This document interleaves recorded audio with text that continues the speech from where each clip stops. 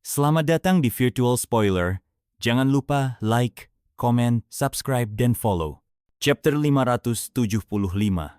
Memasuki interior, kata-kata Hang Xuan membuat hati Gao Lin dan para pemimpin lainnya bergetar. Mereka langsung waspada, menatap Hang Xuan dengan tatapan penuh niat jahat. Jika berita ini sampai bocor ke kota besi hitam, itu bisa menarik perhatian para tiran lokal. Tak masalah jika mereka berhasil menyelamatkan Mo Xiaochuan. Tapi jika gagal, mereka tidak bisa membiarkan kabar ini tersebar. Tan Dijun segera menyusul Yung Xiao dalam beberapa langkah dan berkata, "Tuan Muda Yun, tak perlu terburu-buru. Setelah kita membagi hasilnya, bukankah lebih baik jika semua orang bekerja sama membantumu menyelamatkan orang?" Di dalam benaknya, ia jelas tidak ingin Yung Xiao pergi ke altar sendirian. Jika ada harta di dalamnya, Yung Xiao pasti akan menjadi orang pertama yang mendapatkannya. Mata Yung Xiao menajam saat dia menjentikan pedang bintang dingin surga utara di tangannya. Dalam sekejap, pedang itu berubah menjadi kilatan cahaya dingin dan melesat ke depan. "Enyah, jika kalian tidak ingin membantu, tetaplah di sini. Tapi kalau kalian bukan hanya enggan membantu, melainkan juga mencoba menghalangiku, maka aku akan membunuh kalian lebih dulu." Dia mengarahkan pedang Kui ke Tan Dijun, yang buru-buru menghindari tebasan cahaya pedang itu. Di sampingnya, Little Gourd mulai mengambil posisi, bersiap melancarkan tinju Fajra, menunggu perintah untuk bertindak. Tekanan tak kasat mata menyelimuti Tan Dijun saat pedang dan tinju diarahkan ke arahnya. Dengan cepat dia berkata, "Tuan Muda Yun, kau salah paham. Mo Xiaochuan sudah lama dirasuki roh jahat. Tidak ada yang perlu diburu-buru." Gao Lin juga menyadari poin penting itu dan segera menambahkan, "Benar, kekuatan ada dalam jumlah. Selain itu, jika kita tidak menyingkirkan roh jahat di tubuh Mo Xiaochuan, kita tidak akan bisa keluar dari sini. Bahkan jika kita mendapatkan harta karun itu, kita tetap akan mati." Kata-katanya bagaikan air dingin yang dituangkan ke atas kepala orang-orang yang sebelumnya bersemangat membagi harta. Mereka mulai sadar jika roh jahat itu tidak dimusnahkan.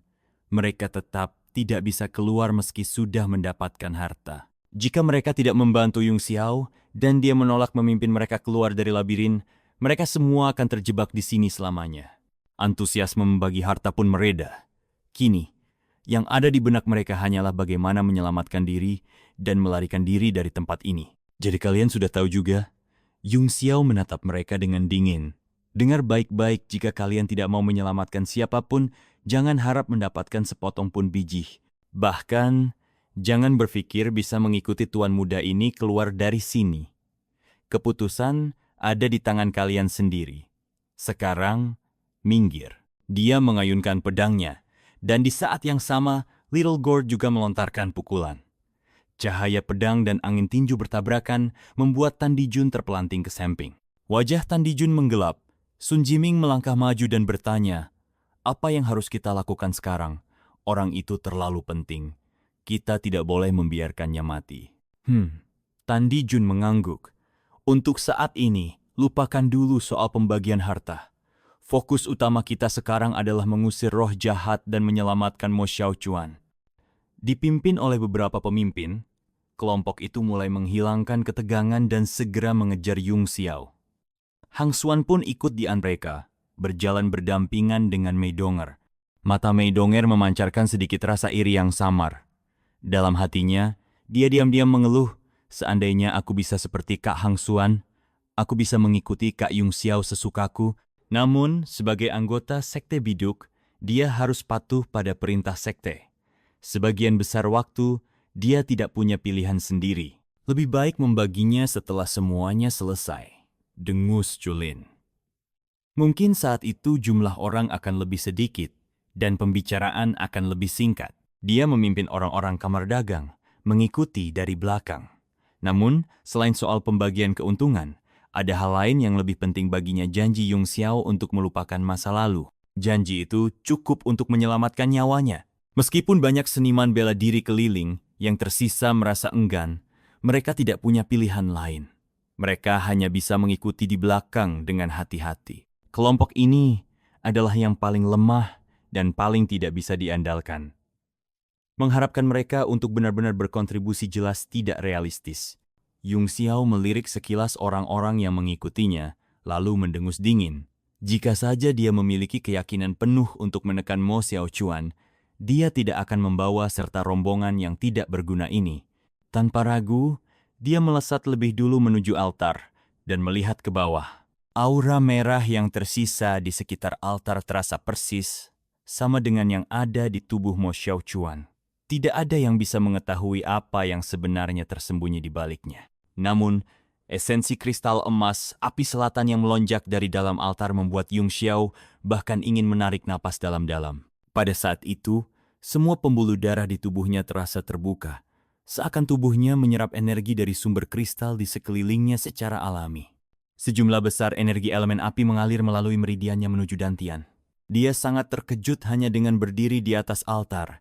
Dia sudah merasakan dampak chi spiritual yang begitu kuat. Tak lama kemudian, semua orang tiba di udara dan merasakan aura yang sama. Mereka terkejut, tetapi sebagian besar dari mereka justru merasa sangat gembira. Tan Dijun mengernyit, mungkinkah seluruh altar ini benar-benar terbuat dari esensi kristal emas api selatan? Bahkan dia sendiri sulit mempercayainya. Apakah itu benar atau tidak, kata Yung Xiao? Kita akan tahu setelah kita turun dan melihatnya sendiri. Tanpa ragu, dia melesat turun, melewati ki merah yang kacau, dan menginjak altar tanpa hambatan. Permukaan altar hanya memiliki diameter sekitar 50 meter, tidak terlalu besar. Desainnya pun sederhana dan kosong. Namun di salah satu ujungnya, tampak sebuah pintu masuk yang mengarah ke bagian dalam. Begitu kakinya menyentuh altar, elemen api yang kuat langsung menyusup ke dalam tubuhnya, mengalir tanpa bisa dihentikan. Tiba-tiba, suara naga iblis terdengar. Tak peduli apa yang terjadi dengan altar ini, yang jelas ki dari sumber kristal itu nyata. Ini adalah jenis energi bergelombang yang kau butuhkan. Jika kau berkultivasi di sini selama 3 hingga 5 tahun, kemungkinan besar kau bisa kembali ke Martial Sovereign. Yung Xiao pun tergoda. Energi primordial di tempat ini jauh lebih kuat dibandingkan dengan di Yanwu. Rasanya seperti ada gunung inti primordial di hadapannya, sesuatu yang bisa membuat prajurit manapun tergila-gila. Sumber kristal emas. Ini memang sumber kristal emas api selatan. Hahaha. Para pembudidaya yang baru saja turun langsung menjadi gila. Mereka bergegas mencium altar di bawah kaki mereka dengan penuh gairah. Beberapa bahkan mengeluarkan senjata, berusaha memotong altar untuk mengambil bagian dari kristalnya. Bang, bang, bang, bang. Suara ketukan terdengar dari berbagai arah. Para seniman bela diri hebat sibuk menggali altar, tetapi yang mengejutkan mereka tidak bisa menggerakkannya sedikit pun. Sementara itu, Mei Donger mengalami kesulitan.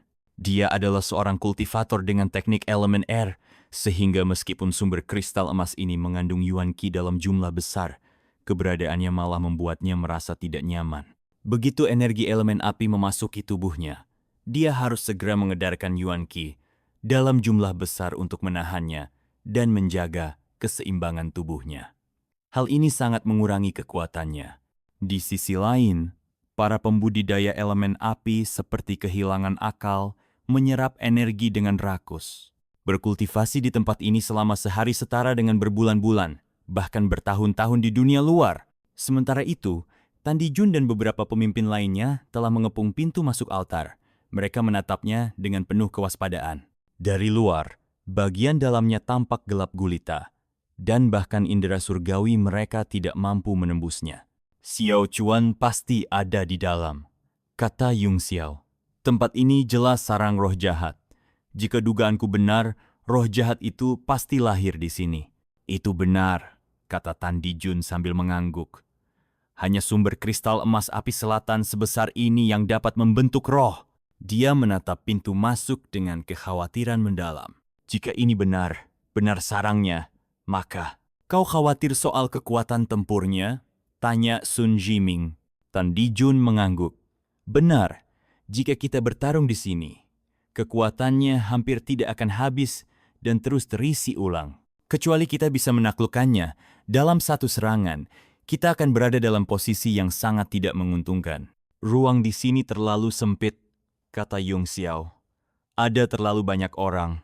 Lebih baik sebagian dari kalian ikut denganku, sementara yang lain tetap di sini agar tidak menjadi beban. Beberapa orang saling berpandangan. Ekspresi khawatir terpancar di wajah mereka. Meskipun mereka kuat, mereka tidak ingin mengambil risiko. Semakin tinggi tingkat kultivasi mereka, semakin mereka menghargai hidup. Lagi pula, tak ada yang tahu apa yang menanti di bawah sana.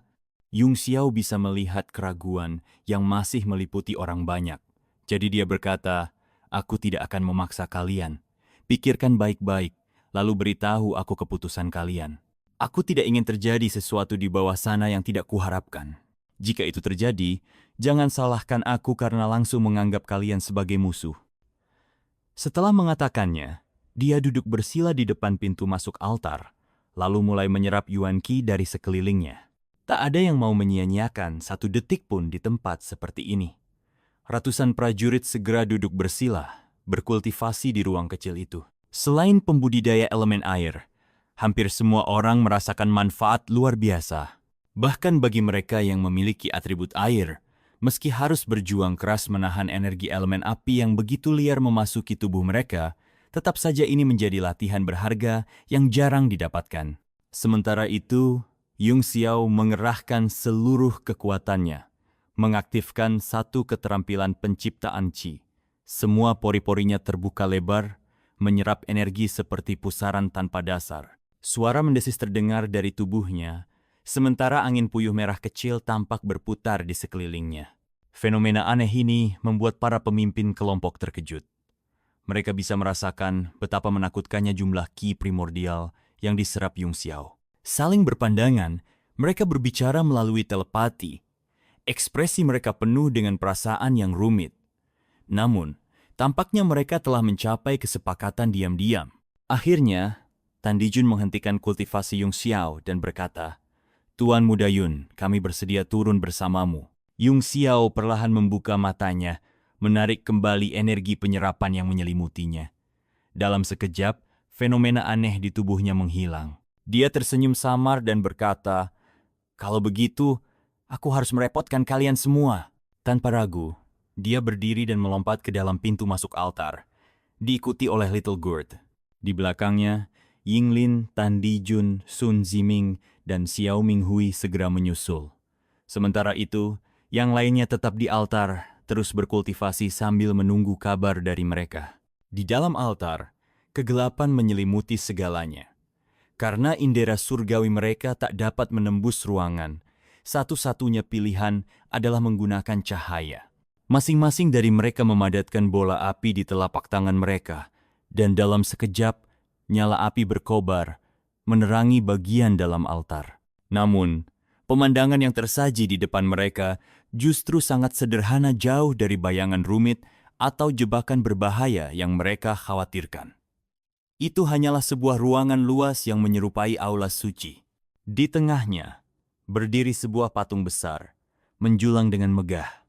Di depan patung itu, Mo Xiaochuan duduk bersila dengan ekspresi damai di wajahnya. Semua aura jahatnya telah lenyap, seolah-olah tak pernah ada. Dia tampak berdoa dengan khusyuk. 5 orang itu segera mendarat, membentuk formasi pengepungan di udara, mengelilingi Mo Xiaochuan dari segala arah. Ekspresi Yung Xiao berubah serius. Tapi tiba-tiba, seolah menyadari sesuatu, dia mendongak ke atas. Saat matanya melihat patung batu besar itu, tubuhnya seketika bergetar hebat. Dia hampir berteriak karena terkejut. Patung itu menggambarkan seorang wanita, namun wajahnya sangat aneh, hingga sulit untuk dikenali dengan jelas. Namun, bentuk tubuhnya itu persis sama dengan patung Kue Jin, sang dewa bersinar surgawi. Terima kasih sudah mendengarkan Virtual Spoiler. Sampai jumpa di pembahasan berikutnya.